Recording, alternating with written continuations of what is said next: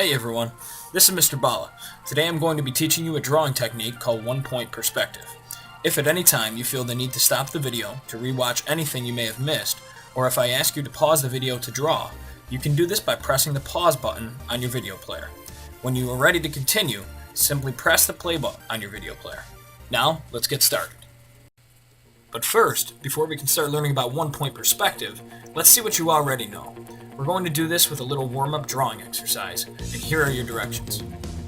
Using the provided worksheet, draw, to the best of your ability, one of each of the following forms: one cube, one cylinder, one pyramid, and one cone. Draw each form as realistically as possible. If you are unsure what each looks like, think of objects that you know use these forms. What does an ice cube look like? What does an ice cream cone look like? What about Egyptian pyramids? Or the cylinder-like form of a soda can? Now pause the video and let's start drawing. When you're finished, place your drawing aside and press the play button to continue. You may have noticed that in your warm-up, I asked you to draw some forms. But what exactly is a form? We can begin to answer this by looking closely at these two works of art. Ask yourself, what is similar and what is different? Pause the video and take a second to think about this. Now at first glance, some obvious similarities and differences may have jumped out at you. You may have noticed that both are meant to be the same woman, Leonardo da Vinci's Mona Lisa, and that they are in the same pose. You may have also noticed that one is in color, has a background, and a frame, while the other is white and has neither of these. However, the main difference is that the painting on the left is flat or two-dimensional, while the artwork on the right, being a sculpture, is three-dimensional and has form. Three-dimensional objects, like cubes and cones, or the sculpture of Mona Lisa, are similar to flat shapes because they have two of the same dimensions, height and width. But the difference is that forms have a third dimension called depth.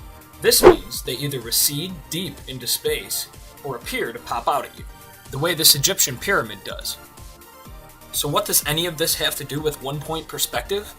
Well, one-point perspective is a drawing technique whereby the objects are drawn according to a set of rules that make the pictures look like they have depth in them, and the solid forms appear to be three-dimensional. This technique makes all objects and spaces in an image look three-dimensional by drawing each visible side, other than the object's face, recede back to one single vanishing point. For example, this Renaissance drawing by Jan Vredeman de Vries shows the use of one-point perspective drawing techniques. Can you locate where the vanishing point would be? Pause the video and try to find it. Were you able to find it? If you were, I'm willing to bet you said right about here, near the center of the drawing. This is because this is where it appears that all of the edges of the surrounding architecture converge or meet to draw your eye to the center. Let's try this one more time. This time, we'll be looking at another Renaissance masterpiece, The Last Supper by Leonardo da Vinci. This one may not be so easy to find. In order to have found this one, you would have had to closely look at the direction of the lines on the walls and the ceilings of the room, because they don't come all the way together to meet this time. Instead, they simply lead your eye in the direction of where the vanishing point might be. Were you able to find it? If you were, it's because these lines, called orthogonal lines, led your eye to where they would have met, at Jesus' head, the main focal point of this painting. So where did artists get the big idea to draw using one-point perspective from? Well, it turns out it was always there, in the world around them. They just had to look for it. The way the lines of architecture all seem to actually meet at one point when viewed from the proper perspective, led to artists like Leonardo da Vinci using it to help them draw accurately. So, how would you go about using one-point perspective to actually create a drawing that appears to have not only depth to it, but also 3D objects? Well, you would start on the ground with what we call the horizon line, or the line that separates the ground from the sky, the place our objects will rest upon. You will also need a single vanishing point and the shape of what will become the front of your object. In this case, it's a rectangle for the front of this building. You would then use a ruler to draw orthogonal lines from the corners of the rectangle to the vanishing point. But be careful, you only want to draw orthogonal lines from the corners that will not lead you to draw lines through your shape. You can see how all forms in this drawing have effectively been made to look 3D through the use of orthogonal lines and this single vanishing point.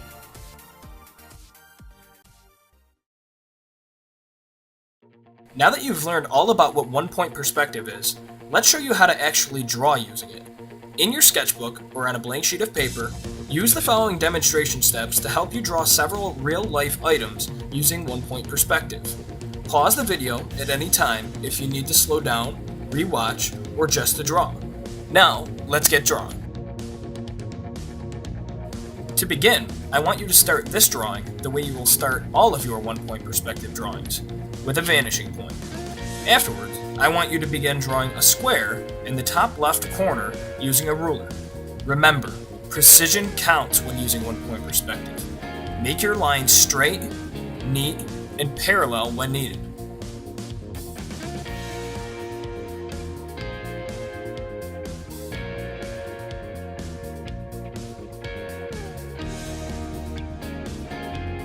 Then, draw 3 additional basic shapes surrounding your vanishing point. 1 triangle, 1 rectangle,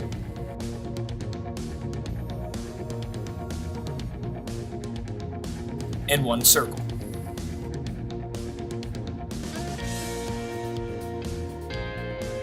If you remember from earlier, next we will connect the corners of our shapes to our vanishing point, but only corners that will not require us to draw through our shape.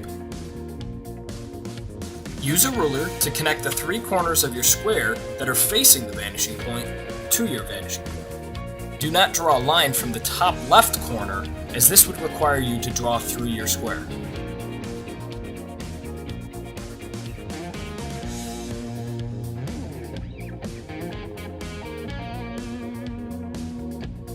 You now have a 3D form that looks like it recedes back into space, but it keeps going back forever. We don't want that. Instead, we want to draw where the back edge of this form would be located. To make this form look like a cube, we need the back edge of it to be parallel to the front edge, so it needs to be drawn in the same direction to match.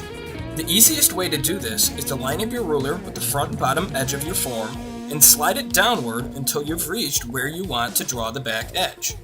Draw this line from the left orthogonal line to the right. We will then do the same thing with the right side of our form, only this time we know where we will stop sliding the ruler. We will stop sliding once we have reached the point where we meet the bottom back edge we just drew. This will form the back corner of our form. Now we just need to erase any unnecessary orthogonal lines and we are finished.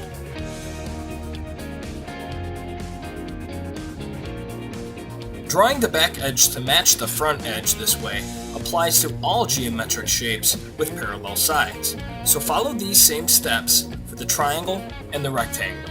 Give it a shot. Draw the triangle and rectangle into 3D forms. I'll be back to help you draw the cylinder using the circle.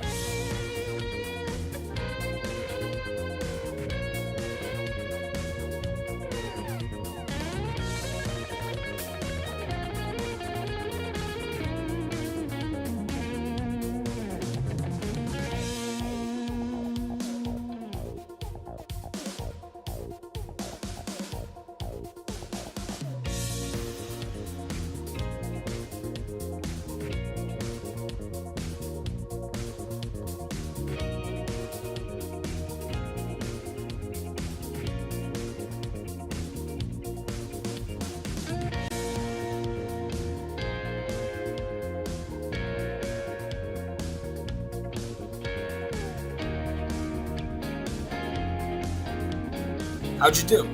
Do your forms look like mine? If not, practice makes perfect, so fill that sketchbook with drawings. Now, let's move on to the circle. Unlike the rest of the forms we've drawn, circles are round and contain no corners. So where do we connect to our vanishing points from? Well, it's easier than you think. Line your ruler up with the vanishing point and begin to rotate it towards your circle, like the hands of a clock. Once you've met the outermost edge of the circle, stop. draw your line. You've just drawn one of two edges of a cylinder. Now, continue rotating until you reach the opposite outermost edge of the circle. Stop. Don't stop too early, but don't pass it by. From here, draw a second line from the circle to your vanishing point. You've now drawn the bottom and top edges of your cylinder. All that's left is to draw the back edge to stop the cylinder from receding back into space. This step is much more similar to the rest of the forms you've drawn than you'd think. If you remember, we always want to match the back edge with the direction of the front edge. It's the same for this cylinder, except the front edges are rounded, so the back edges must be rounded too. Carefully draw in the back edge to match the front. When you've finished, erase your extra orthogonal lines.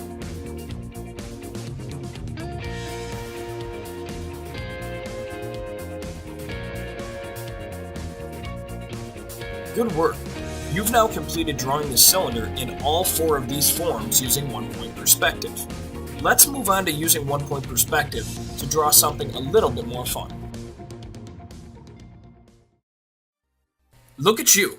It seems like you're quickly becoming a master of one-point perspective.